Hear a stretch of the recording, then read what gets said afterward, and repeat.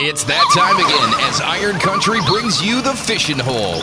Keep up to date with the latest products and learn fishing tactics from some of the best anglers across North America. Let's give him a warm welcome this morning to the Fishing Hole, 2014 National Freshwater Fishing Hall of Fame inductee Dale Stroschein. And this week's guest, we are going to introduce to you Larry Smith from Larry Smith Outdoors.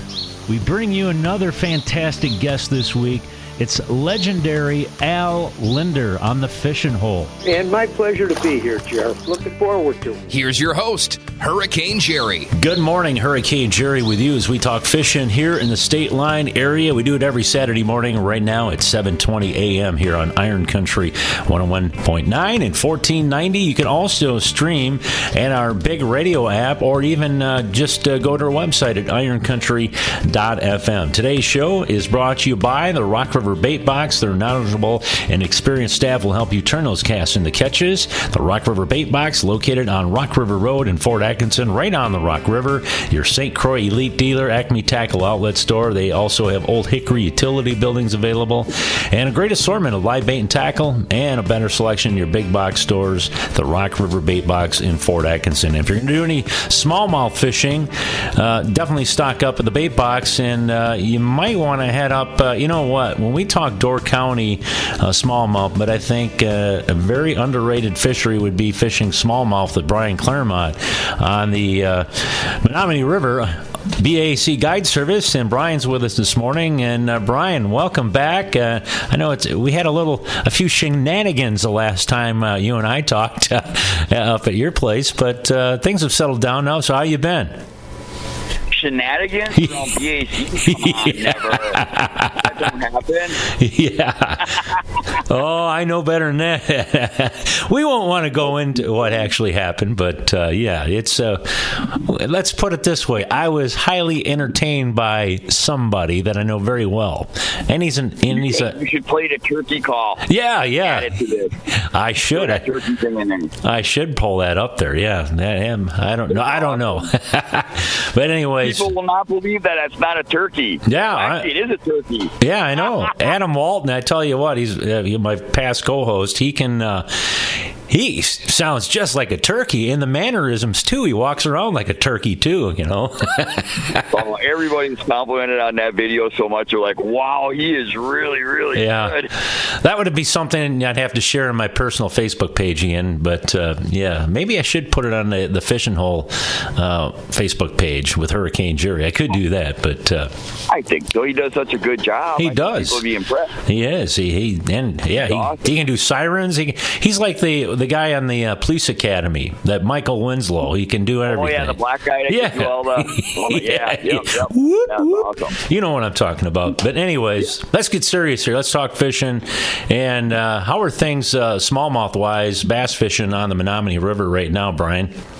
It's been pretty slow here lately. It's been cold, but now today we got the sun out, and I'm in a little slough here talking to you, so we ain't dealing with the wind. And I got 65-degree water temperature, surface temp, so I got to say, the next day or two, these bass should start being on fire. Yeah, that's what you were just saying off air, and you know, last year I experienced the bass fishing with you on the Menominee, and I made a few mistakes, and we're going to talk a little bit how your tactics and type of a setup you have on those fish up there. But one thing I want to get at, when I was up fishing, about a month or so ago with you guys, and we were out, walleye fishing on the Menominee, and even you were saying you're surprised just because the way the walleye spawn happened so fast. A lot of these smallmouth were coming in the river, and we happened to hook up and catch a 5-pound smallmouth bass, a little over 20 and a half inches. So, man, there's some nice fish in there. Fun.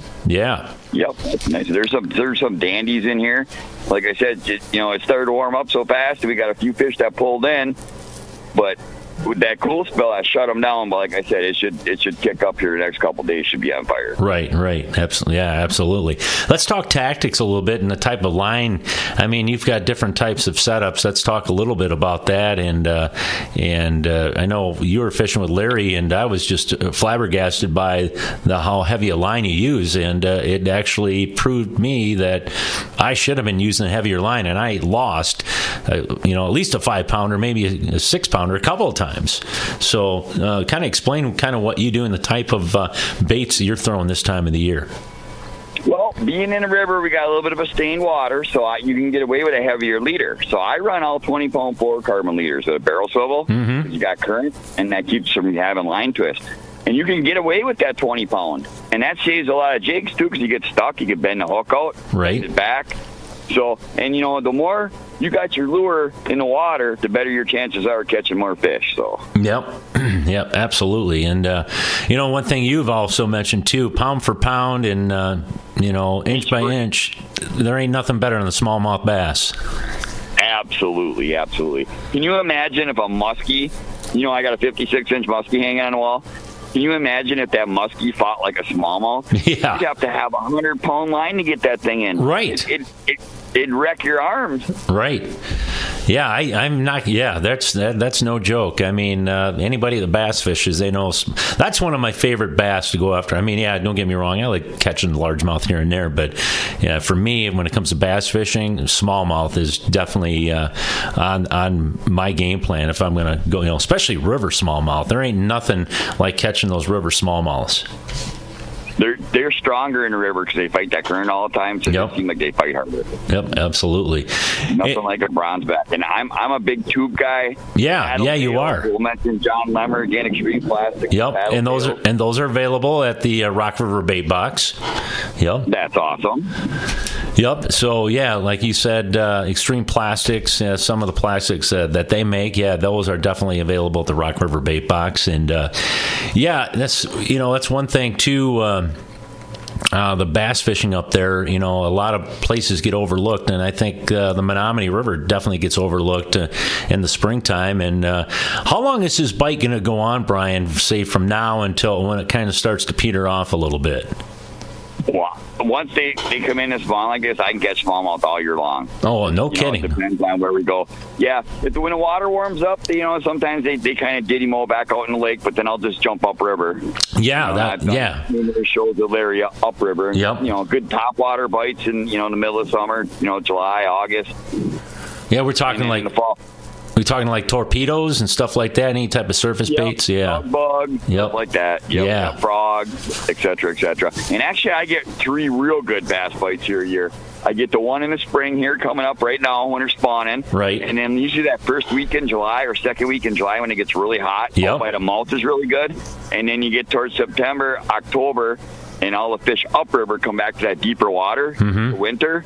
And they're in deep water points, and it's just phenomenal right. fishing. Now, some of the fish that you're getting below the dam, some of those are bay smallies, and you're going to get bigger ones. But what about above the dam? I know there's some beautiful scenery on the Menominee, and you know that body of water. You've guided there for years, and that can be also a smorgasbord, not only with smallmouth. What about largemouth? Any largemouth? Upriver? There's a ton of largemouth up there, and there's walleyes up there too. Yeah, I was just going to say, got to have walleyes and pike, I'm sure. Yeah, there's always some pike roaming around. What happened? What's that?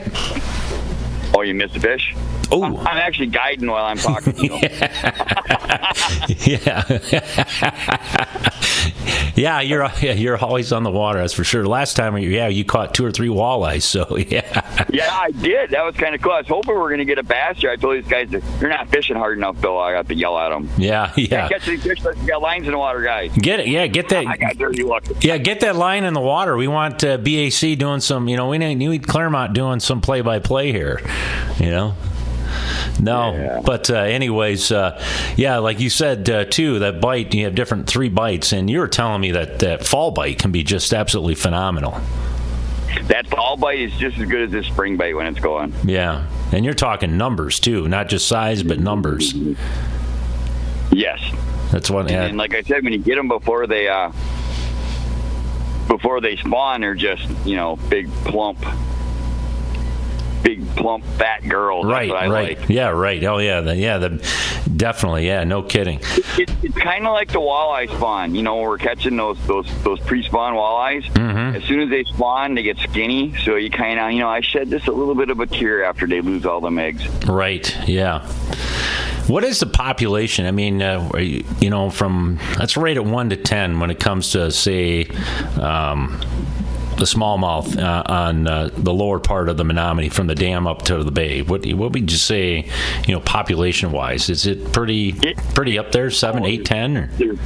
There's always fish in here. Like I run that Thursday night fish bites. Yeah. And I'm not, I usually fish for the walleyes more than I do the bass, but there's almost every Thursday somebody's got at least a 20-inch or better. Yeah. And there's some nights that there'll be like 6 or 7 fish that'll come in 21 to 22. Oh, wow. So it just tells you there's just monster fish here all the time. Right. So I actually think the Menominee River is a 10, ranked all the way up for smallmouth. Yeah. Fantastic fishery. It is. I mean, I got a taste of it last year with you, and I was pretty darn impressed. That's for sure. And of course, and you caught the very tail end of it. Yeah, I did. And I had something on too. I don't know how big it was. I lost it, and it could easily, like you said, been a muskie, or you just never know. That's one thing about river fishing, Brian, and is you just sometimes never know what you're going to catch, and I think that's what I like about it. Actually, I'm up to 546 walleyes this year. Are you? You've caught 540. Last I knew it was over 300. Yeah. Wow. Yeah, the boat did. And then we've also voted 11 muskies. Already? Yeah, and probably about 30 bass. Like I said, these bass are just starting. So. Right. One thing muskie was just shy of 40 inches. One thing that we've talked about and having really good conversations about fishing. You are a very, I could say, a perfectionist. You got to pay attention to detail in what you're doing, and that is so critical from putting maybe 1 fish in the boat versus 30 fish in the boat. And you do that with walleye fishing, and I'm sure you do it with bass fishing too. That everything. Like I said, it's all those little details that you pay attention to is the difference between having a very successful trip and a so-so trip. And you're talking line and just casting. It could be anything. I mean, and just so many little things that you do, and a guy really doesn't realize until you really sit down and start thinking about it. And it might not be, that one thing that you're doing. It might be a combination of 3 little things that you're doing that are putting fish in the boat. Yeah, one little adjustment or fine-tune a couple of things will, definitely turn your day into a mediocre day to a great day. So yeah, that's if you want to learn some things with Brian, definitely book a trip with BAC Guide Service up in Marinette, especially bass fishing. And if you like walleyes too, he can do a little bit of each too. So Brian, I need before we let you go, we need a website, and of course they can get a hold of you. You got a Facebook page, and tell us how people can get a hold of you if they want to book a trip with BAC Guide Service. Yeah, you can hit me up on Facebook, BAC Guide Service, or you can call me on my home phone, 715-735-7346. And, when you fish with me, you're going to leave a little smarter. Yeah, and wiser. You're going to learn something. Yes, you are. There's no doubt about that. And be prepared to laugh, because Brian is one of the most funniest guys I know. So, hey, there's no better drug than laughter, and this is what this is all about. Jerry, guiding is number 1, having fun. Yep. And the fish are bone, but I'm very anal about putting a fish in the boat. Yes, you are. And let me tell you, folks, if he's on a fish and he's on a good bite, don't be surprised. He might want to stay out a little longer.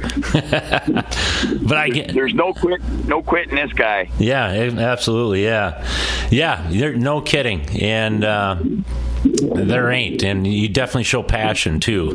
So, and that's what it's all about. All right, Brian, I'm very blessed to be able to do what I do, Jerry. Yep. Oh, yeah, and especially do something you love to do. So, hey, I'm never going to make $1 million doing it, but I have $1 million worth of fun every day. Yes, you do. You live life to its fullest, and that's what it's all about. So, exactly. Hey, Brian, we'll be in touch, and you know what? We'll look forward to seeing you again in the near future, and hey, have yourself a good month of May and the rest of the early part of the spring, and definitely book a trip with Brian Clairmont.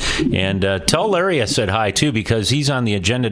We're going to be giving him a call, too. We're going to talk catfishing with Larry, so he likes to fish catfish. Oh, cool. Yeah, I've never done a catfish show, and I think Larry said that's one of his most favorite things to catch. So we're going to talk catfishing with Larry Smith coming up. So that could be fun. It's always fun talking with Larry, too. Larry's a great guy. Yep. All right, Brian, we'll talk to you later, and hey, good luck. You take care, Jerry. We'll talk to you soon. All right, sounds good. All right, bye-bye. Yeah, bye. Brian Clairmont there of BAC Guide Service out of Marinette, Wisconsin. And Brian, a good friend